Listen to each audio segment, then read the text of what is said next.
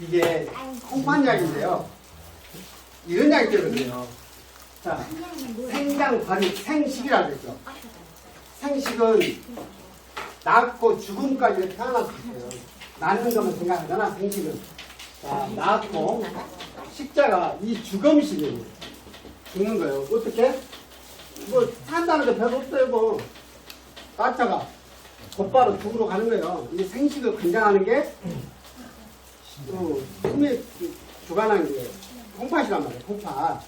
그래서 콩팥에 이게 보하는 건 어떻게 보할 수 있을까? 무슨 차이가 있냐면 이게 이제 귀심이라고 했잖아요. 귀심이 짱짱한 사람들은, 콩팥이 짱짱한 사람들은 예를 들면 같은 감기를 경험하다가 빨리 회복해요.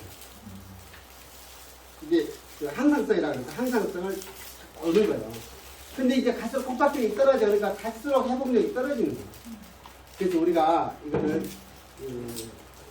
우리가 수를 다 할 때까지 지킬 수 있는 방법이 콩팥관리 잘하는 거예요. 결국에는.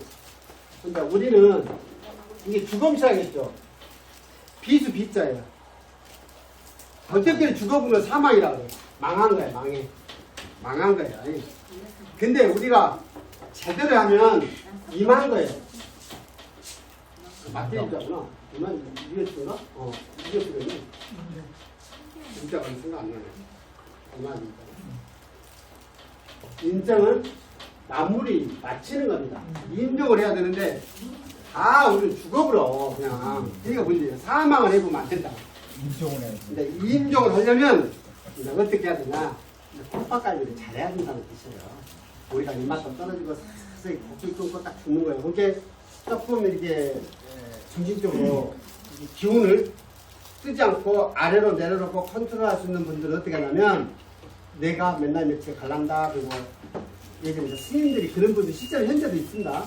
어떤 싸가지 없는 주같이 부질러고 뒤져보면 안 된다. 그런 놈들은 스님들이 딱 상자 신부를 딱 보내놓고 딱 가시는 거예요. 안 돼서.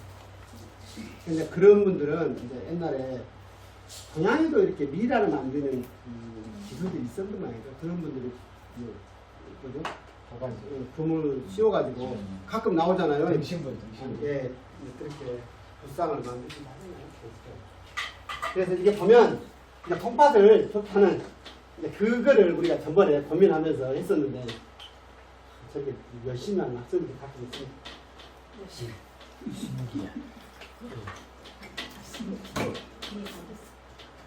보활법자예요. 3보 세 가지는 보해주고 3, 4 세 가지는 빼주고 이게 빼주는 거잖아요. 이제 이게 보여주는 숙지왕 산약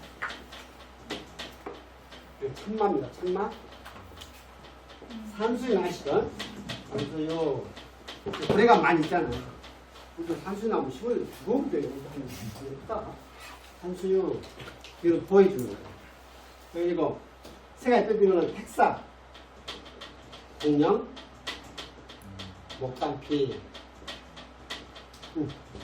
목단피 이걸 빼주는 거예요. 이거는 물을 빼주는 거고요. 이거는 이습시켜요. 이것도 역시 습을 조율하는 거예요. 습을 조율하는 거예요. 목단피는 혈열을 빼는 거예요. 목단피. 목단 하시잖아요. 한 바꿔. 혈액을 뺀다는 말이 뭐야? 혈에 피에 열이 있는 있어요. 거예요. 예. 피에 열이 있는 거. 피가 끓는다고 하면 진짜 끓을까? 청춘피. 예, 정신에 끓는 피.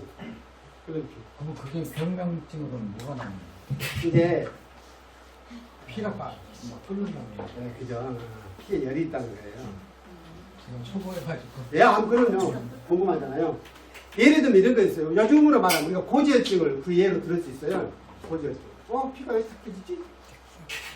피가 이게 굳는 거는 그것이 정확하게 일치하지 않습니다. 의혈이라는 표현이 있어요. 의혈은 죽은 피가 아니라고 그랬습니다. 이게 정상적이지 않은 피야. 병지, 병든 피라는 뜻이겠잖아요. 의혈은. 근데 현대과학에서는 의혈이라는 개념이 없어요. 그러니까 사혈하신 분들은 사혈요법 하신 분들은 피를 뽑아갖고 엄청 뽑아놓고 보세요. 이렇게 막 의혈이 나왔어요. 그거는 사기라고 그랬죠. 정확히. 그럼 안 그래요. 피는요, 철분이 있어.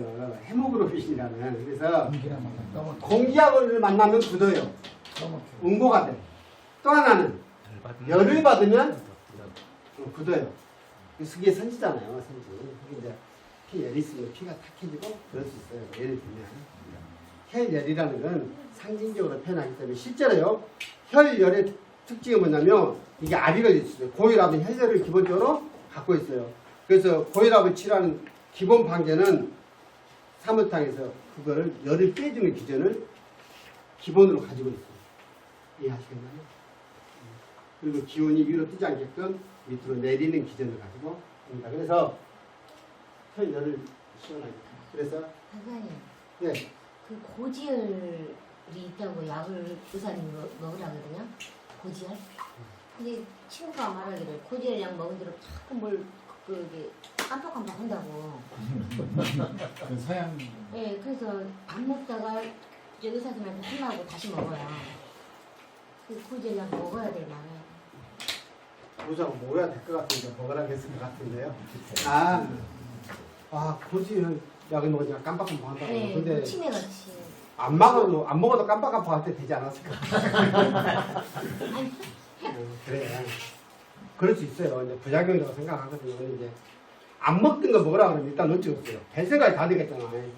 평소에는 깜빡깜빡 뭐 그런 거 같다고 살았는데 정신을 차리려고 먹겠지. 깜빡깜빡 한 것이 느껴지긴 머리가 하겠죠. 아프거든요. 그 의사 선생님 말은 그 고지혈 약이 피를 막 돌게 하는 건데. 혈전 용해제라고요. 네. 아스피린.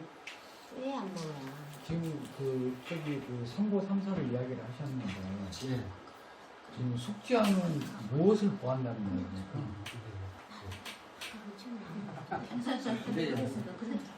정을 보하는 거예요. 이런 것은 산약은 이것이 이제 특히 비 기운을 도와주죠. 보비 기능이 있고 산수유는 뭐냐면 산수유가 우리가 마셨대요. 신맛은 시간 들어서 짱짱하게 잡아주는 역할이에요. 늘어지는 것을 잡아주는 역할. 그래서 산수유는 정력제입니다. 남자들 정이 틀어지면 네, 그거예요.